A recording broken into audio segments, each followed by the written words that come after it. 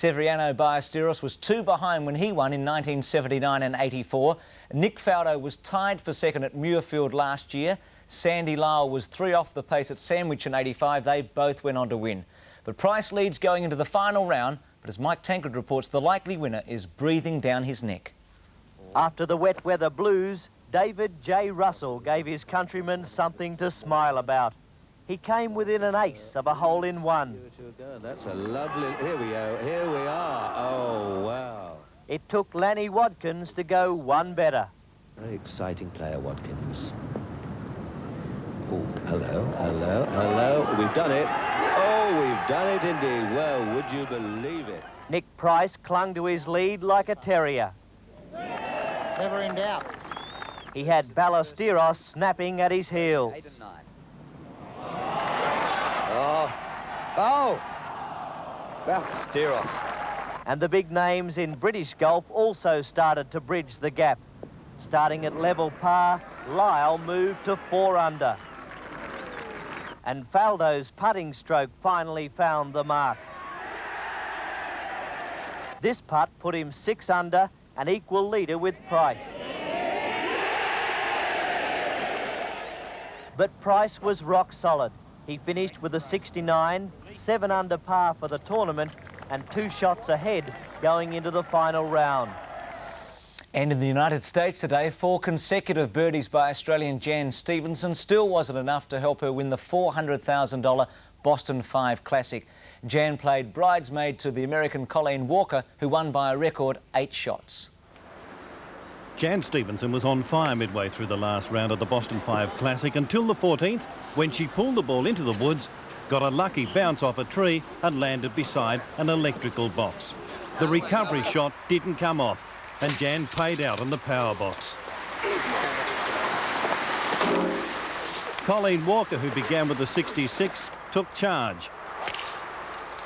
Meantime, Jan tried to forget 14, but the smile disappeared from her face when the ball did the same in the tall timber. Colleen Walker won by a record 8 shots. It was the biggest winning margin on the circuit this year. And a bizarre incident occurred during today's 14th stage of the Tour de France. Frenchman Philippe Bouvertier was leading through the Alps before he was given the wrong signal from a French traffic cop. Bouvertier sailed on. By the time he realised his mistake, the Italian Girotto was through to take the stage.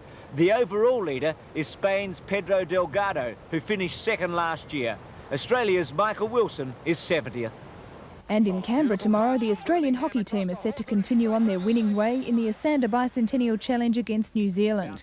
The Aussies have 2 wins and a draw to their credit so far in the series, including a 4-0 hiding they gave the Kiwis on Saturday.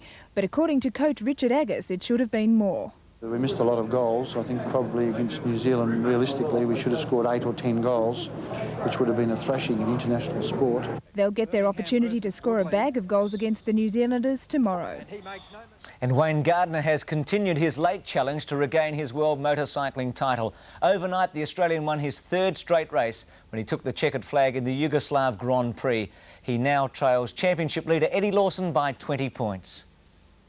They say a poor tradesman always blames his tools, but it's obvious now Wayne Gardner was 100% correct when he blamed his Honda for his poor performances earlier in the season.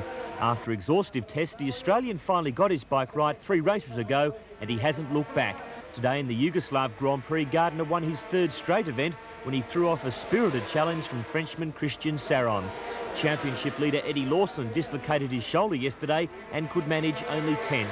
Now Gardner trails the American by 20 points. He can still retain his title, and with 4 races left, the 1988 season is set for a dramatic finish. Stephen Quartermain, Eyewitness News. Well, Victoria's Premiership jockey Michael Clark is on holidays, but the battle for the minor placings was on in earnest at Sandown today.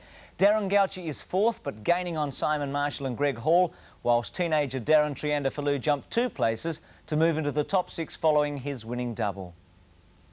After winning the third event on Blanc Cheval, Trianda Fallou's double came up in race 8. He was on Bright Scholar. My Pal Mac hard-ridden. Bright Scholar starting to run out wide, and Go Speed right up against the outside fence. They're both coming home well from Northern Nay. My Pal Mac about a half in front. Bright Scholar and Go Speed finishing hard. Bright Scholar's gone to My Pal Mac. Go Speed very late. Bright Scholar's taken the lead and just won.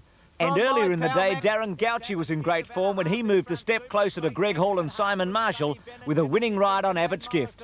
Abbott's Gift, Gauci pulls the Shillelagh about a half in front. Super Straight getting close, and then Sonny Bennett, Abbott's Gift hanging on. Super Straight won't quite get there, and Abbott's Gift's won from Super Straight. Behind them, Sonny Bennett further back. Quadrella double 1 double 2 158.85. Quad extra 1 double 2 3 286.80. Daily double 1 and 2 16.20. Extra double 3 and 1 7.85. 7 winners in this week's Tats Lotto. Each will receive $246,973. Division 2 $5,900. Third Division $901.65. Fourth Division $31.05. Division 5, $12, no winner in Super 66. Excellent news for Melbourne's Stephen Foster. Our outstanding triathlete has won a major event.